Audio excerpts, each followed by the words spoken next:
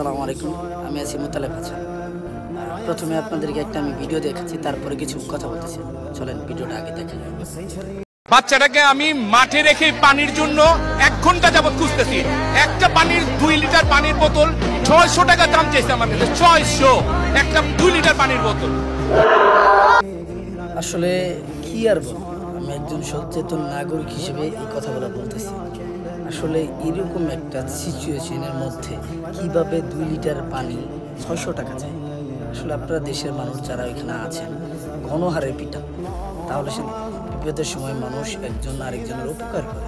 তা না করা অতি কিছু অসাধু ব্যবসায়ী, এই যে একটা লোক বললো বা তিনি বললো যে 1 ঘন্টা ধরে তার বাচ্চাকে রেখে 2 লিটারের বোতলের 600 টাকা চাচ্ছে, যেটার দাম 40 টাকা। চিন্তা করেন, তাহলে প্রাকৃতির একটা বিচার আছে। এই যে আপনি অসাধু ব্যবসায়ী যে ওনার সঙ্গে যেটা করলেন, ওনার হয়তো টাকা আছে তাই 600 টাকা দিয়ে বোতলটা কিনেছি। আপনার সঙ্গে যদি এরকম হয় তাহলে আপনি কি করবেন?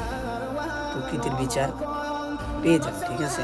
সো আরেকটা কথা হচ্ছে যে এই যে আপনারা ওইখানে যাচ্ছেন, ভিডিও করতেছেন, মানুষকে হুদাই হয়রানি করতেছেন, যাদের এই অবস্থাটা হয়েছে আর যাদের বাচ্চাগুলা এরকম পুড়ে গেছে, তাদের মানসিক অবস্থাটা চিন্তা করেন।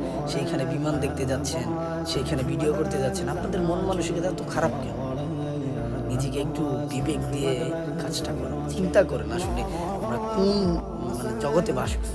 হ্যাঁ, এই জাতি হিসেবে নির্লজ্জ বলতেও আমার লজ্জা করে, এমন একটা অবস্থায় আমরা চলে গেছি।